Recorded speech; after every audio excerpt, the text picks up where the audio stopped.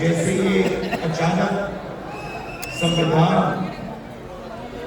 इस हॉल के कोने कोने तक पहुंच गया, वैसा ही हम हिंदुस्तान में करना चाहते हैं। मगर हमारे लिए ये सिर्फ एक किताब नहीं है, ये उठेगा इस किताब में हजारों साल की सोच, हिंदुस्तान की सोच। आपने शुरुआत में कहा आपको नहीं कह रहे, परेशान मत करिए। कि बुद्ध भगवान की धरती पे कैसी हैं नी दीदी? आप स्वागत कर रहे हो। बुद्ध भगवान की आवाज इस संविधान में है।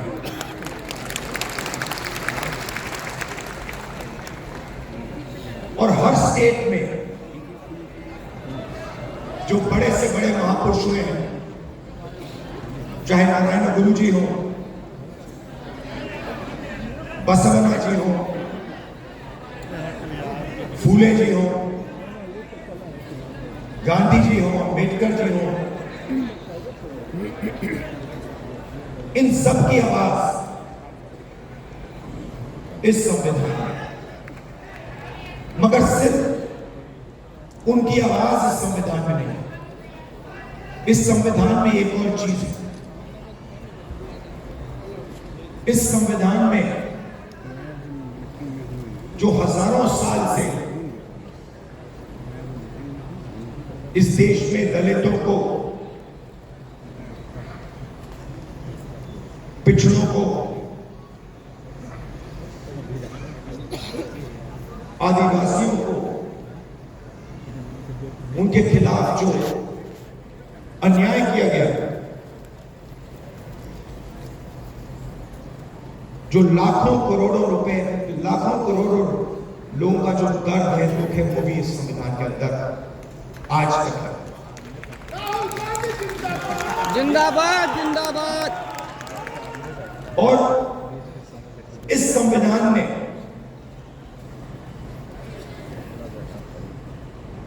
उस दर्द को पूरी तरह नहीं, मगर थोड़ा सा कम किया है।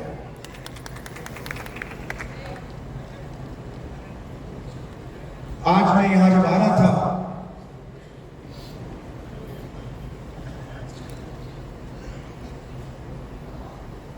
गंगा जी की ओर मैंने देखा, गाड़ी में बातचीत हो रही थी और मैं सोच रहा था कि ये लगती तो एक नदी है,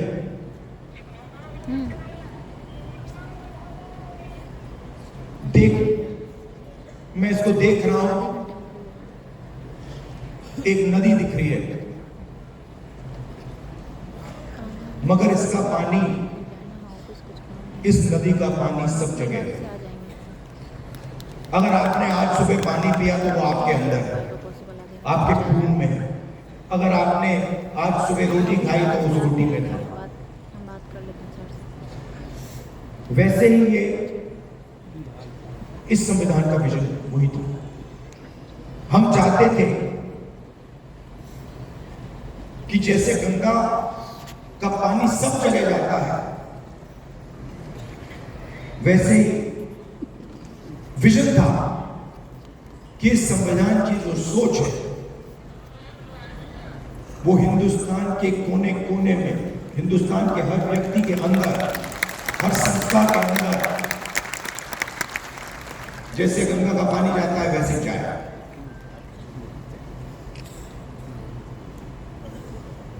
और कुछ दिन पहले मोहन भागवत कहते हैं कि गंगा गंगोत्री में नहीं शुरू हुई। हिंदुस्तान को आजादी 15 अगस्त 1947 को नहीं मिली,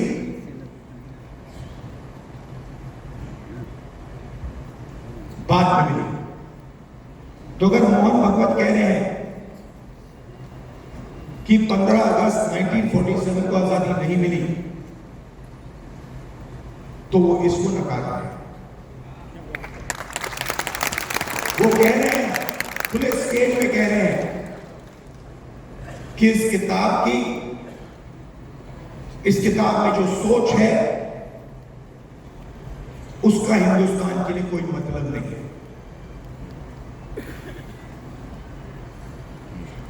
यह आजादी का नतीजा नहीं था, क्योंकि उस समय मोहन भगवत के मुताबिक आजादी तो मिली नहीं।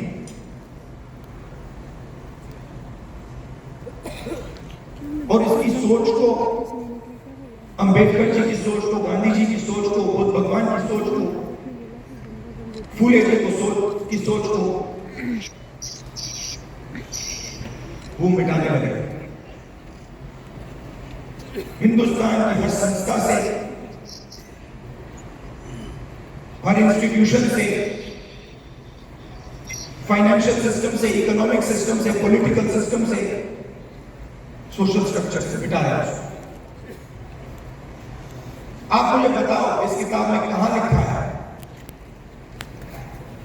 कि हिंदुस्तान का पूरा धन 2-3 आदमियों के हाथ में जाना चाहिए? कहां लिखा है सर?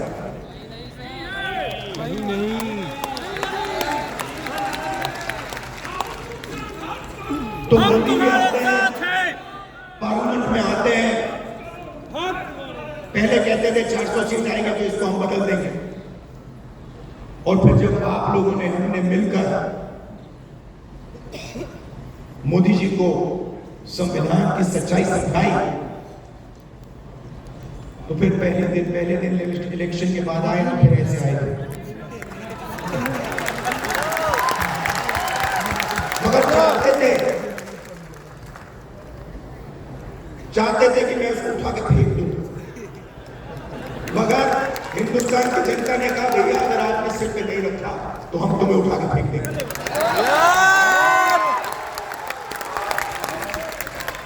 तो इसलिए प्रधानमंत्री ने इसको यहां रखा, मत्था टेका, अंदर चले गए और फिर अपना काम फिर से शुरू कर दिया।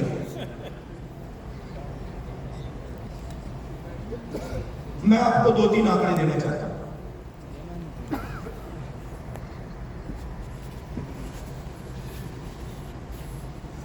सबसे पहला आंकड़ा,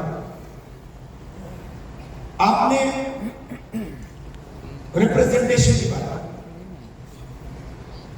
आपने कहा कि पॉलिटिकल रिप्रेजेंटेशन होना चाहिए।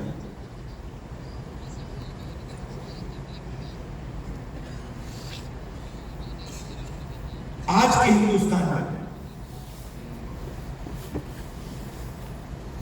एमएलए के पास, मेंबर ऑफ पार्लियामेंट के पास कोई पावर नहीं है।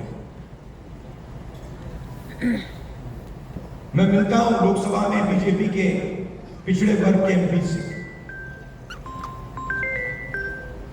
दलित एमपी से, आदिवासी मेंबर ऑफ पार्लियामेंट से। वो मुझे कहते हैं भैया हमें पिंजरे में बंद करके यहां टांग रखा है। राहुल गांधी जिंदाबाद, राहुल गांधी जिंदाबाद। रिप्रेजेंटेशन चाहिए होगा। इसका यह मतलब नहीं है कि रिप्रेजेंटेशन नहीं मिलनी चाहिए, मिलनी चाहिए, जरूर मिलनी चाहिए और मिलनी चाहिए, मगर मेरा कहना है सिर्फ रिप्रेजेंटेशन से काम नहीं होने वाला है। हिंदुस्तान की सबसे बड़ी कंपनियों की लिस्ट निकाली, अदानी, अंबानी, टाटा, बिरला, लिस्ट निकाली, 500 कंपनी की लिस्ट निकाली। इनको हिंदुस्तान की सरकार देश का पूरा धन पकड़ा रहा है। एयरपोर्ट, पोर्ट्स, सेलफोन, सारा का सारा धन इन 500 लोगों को पकड़ाया जा रहा है। और मैं आपसे पूछना चाहता हूं, इन 500 लोगों में से, इन 500 कंपनी के मालिक में से आप मुझे एक पिछड़ा वर्ग का व्यक्ति का नाम बताओ, एक दलित, एक आदिवासी का नाम आप मुझे बताओ। आपको एक नाम नहीं मिलेगा। इन कंपनियों की मैनेजमेंट टीम की लिस्ट निकालो, उसमें दिखा दो मुझे, एक दलित नाम दिखा दो, एक आदिवासी नाम दिखा दो, एक पिछड़े वर्ग का नाम दिखा दो, एक माइनॉरिटी का नाम दिखा दो।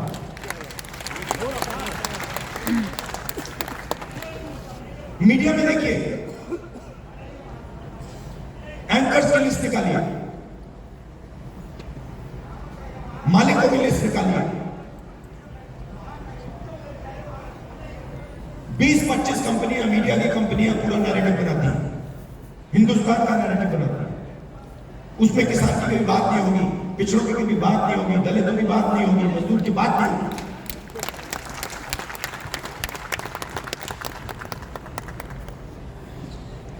कुछ साल पहले मैं सोच रहा था, ये किसानों की बात क्यों नहीं करते,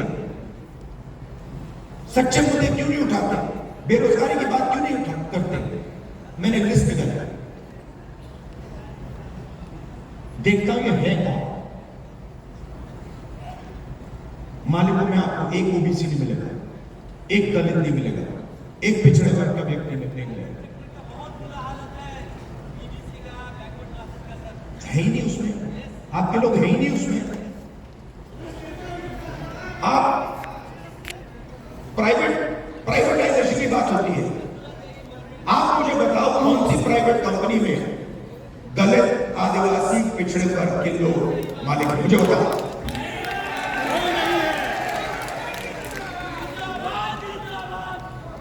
मैं कल कुछ दिन पहले रात को एम्स गया,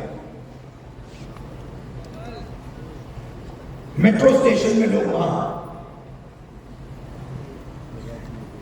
600-700 लोग लेटे हुए हैं, किसी को कैंसर हुआ है, दिल की बीमारी है, वैल्व नहीं काम कर रहा, सांस नहीं ले पा रहे हैं, टॉयलेट नहीं वहां पर, खाने को नहीं, प्राइवेट अस्पताल में जा नहीं सकते।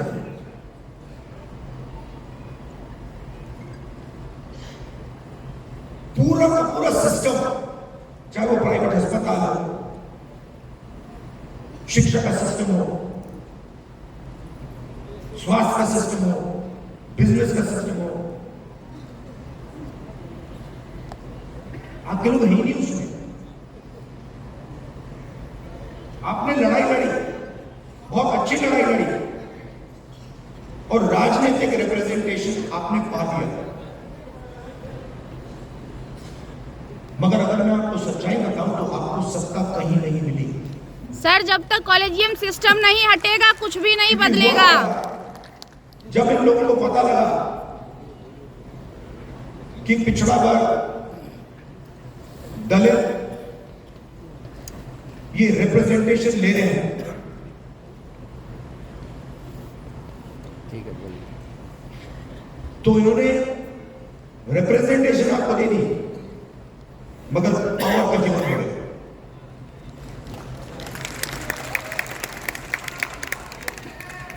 पावर कहां गई?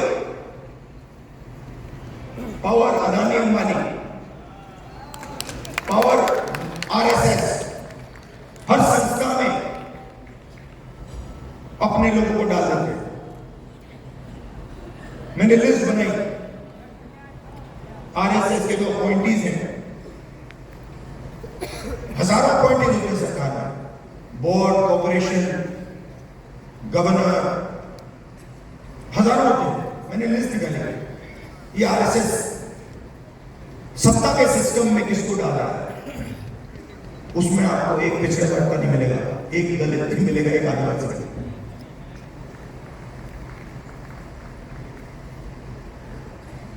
बजट, हिंदुस्तान का बजट 90 लोग बांटते हैं,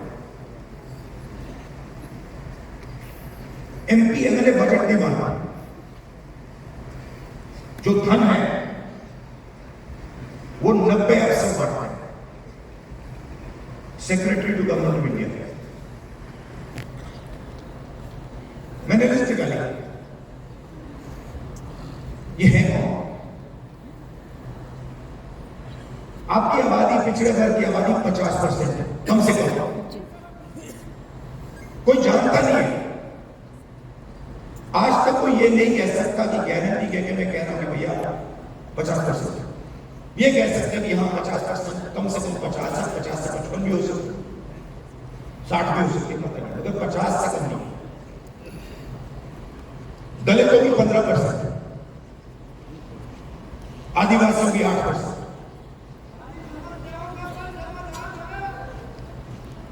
इसीलिए तो हम यहां आए हैं।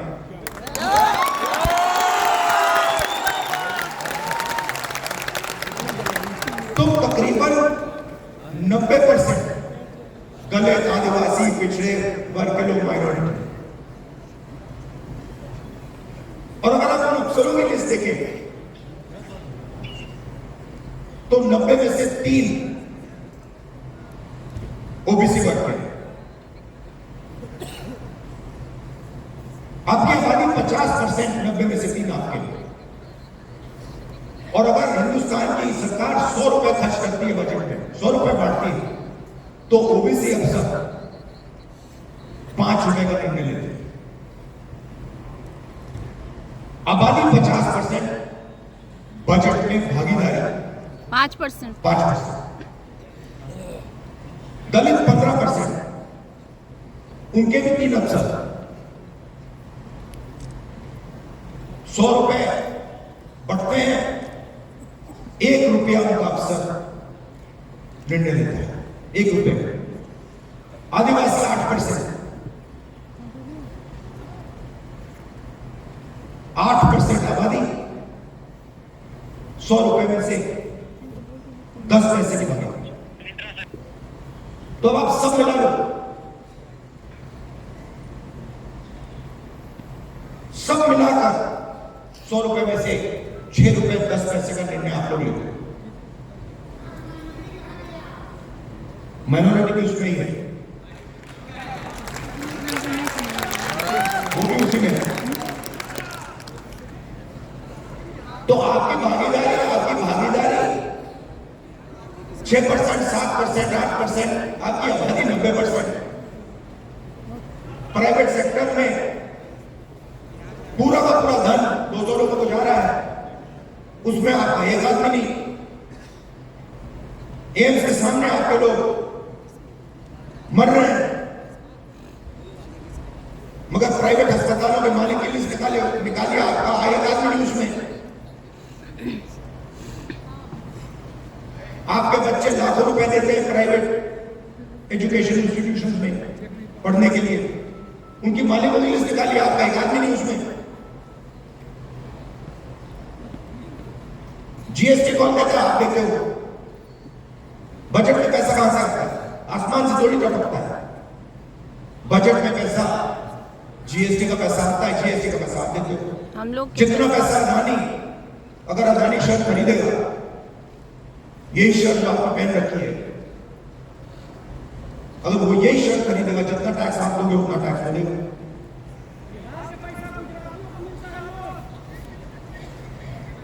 तो हो क्या रहा है? आप मेहनत कर रहे हो, आप जीएसटी दे रहे हो, आपके जेब में से पैसा निकलता है, महंगाई बढ़ती है, आपका पैसा कहां जाता है? प्राइवेट अस्पताल में जाता है, प्राइवेट यूनिवर्सिटियों में जाता है, सीधा ट्रांसफर हो रहा है। दलित, आदिवासी, पिछड़े वर्ग, माइनॉरिटीज, आपके जेब में से पैसा ट्रांसफर हो रहा है और आप देखते रहे। ये प्रॉब्लम है। अब पहला कदम हमारे लिए क्या है, मैं आपको बता देता हूं। पहला कदम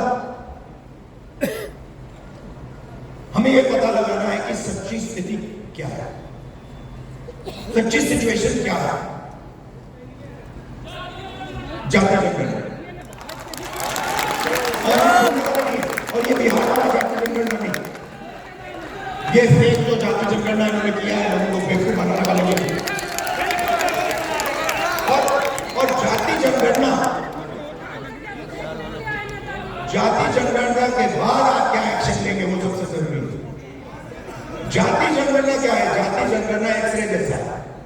किसी को चोट लगती है, डॉक्टर के पास जाता है, कहते हैं डॉक्टर मेरे हाथ में दर्द है, डॉक्टर एक्सरे करता है, कहता है हाँ हाथ टूटा हुआ। तो जाति जनगणना एक्सरे एमआरआई जैसी चीज है, उससे दूध का दूध, पानी का पानी हो जाएगा। सबको पता लग जाएगा हमारी आबादी इतनी है, भागीदारी इतनी है। मगर उसके बाद जाति जनगणना के बेसिस पे पॉलिसी बननी चाहिए। तो हमारा वजन क्या है कि हिंदुस्तान का पूरा जो सिस्टम है जो कोलैप्स कर रहा है, क्यों कोलैप्स कर रहा है? क्योंकि अन्याय है। गरीब लोगों के पास रोजगार नहीं है, किसान को सही आमदनी नहीं मिलती, मजदूर को सही कॉम्पेंसेशन नहीं मिलती। क्यों?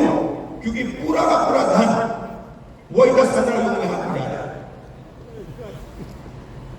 तो एक बार जाति जनगणना होगा, हमें पता लग जाएगा कि किसकी कितनी आबादी है और हिंदुस्तान के सिस्टम में उसकी कितनी भागीदारी है, प्राइवेट अस्पतालों में कितनी भागीदारी है, कॉलेज यूनिवर्सिटीज में कितनी भागीदारी है, मीडिया में कितनी भागीदारी है, कॉर्पोरेट इंडिया में कितनी भागीदारी है, ब्यूरोक्रेसी में कितनी भागीदारी है। कॉलेजियम सिस्टम पर भी बोलिए सर। सुप्रीम कोर्ट में अभी तक आजादी से मात्र 3 बैकवर्ड जज बन पाए हैं। सही प्रकार से विकास की बात कर पाएंगे। बिना जाति जनगणना विकास की सही तरीके से बात नहीं की जा सकती है। कॉलेजियम सिस्टम समाप्त होना चाहिए कि चाहे कुछ भी हो जाए। मोदी जी के सामने मैंने कहा चाहे कुछ भी हो जाए, कांग्रेस पार्टी इसी लोकसभा में और राज्यसभा में जाति जनगणना आपके मुंह के सामने पास करेगी।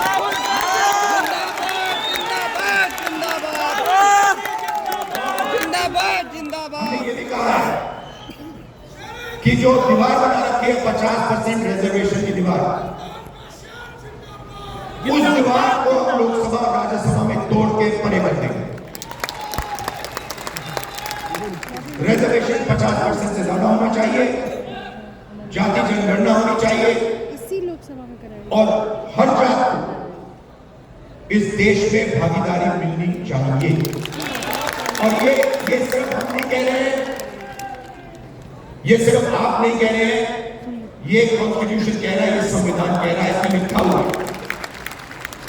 इसमें लिखा है हिंदुस्तान के सब लोग एक जैसे हैं, समान हैं और सबकी प्रगति होनी चाहिए, सबकी भागीदारी होनी चाहिए। तो हम कॉन्स्टिट्यूशन के लिए, संविधान के लिए लड़ रहे हैं, संविधान की रक्षा कर रहे हैं और इसकी सोच को हम पूरे देश में फैला रहे हैं।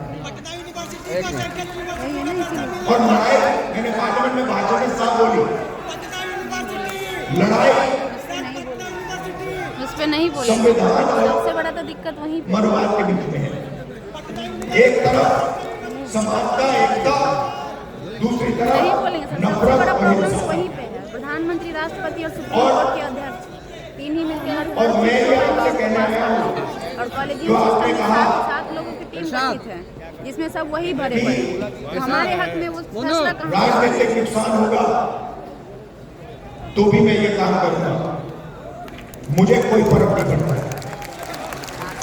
जितना नुकसान हो वो सब हो जाए, मुझे कोई फर्क नहीं पड़ता। ये काम मैं करके छोड़ूंगा। बिल्कुल। आप सब यहाँ आए, इसके लिए दिल से आपका बहुत बहुत धन्यवाद। सर कॉलेजियम सिस्टम खत्म होगा कि नहीं? संविधान का मैसेज, जाति जनगणना का मैसेज और 50% रिजर्वेशन की दीवार को तोड़ने वाला message. Sir collegium system. Rahul Gandhi जिंदाबाद। देखिए राहुल गांधी जो है आज पटना आए हुए हैं, बापू सभागार में हमारी मौजूदगी है और देखिए भीड़ जो है पूरे बिहार से तमाम जो युवा हैं वो आए हुए हैं और सभी जगहों से, बिहार के सभी जिलों से तमाम जो युवा हैं वो आए हुए हैं, अपने राहुल गांधी को सुना।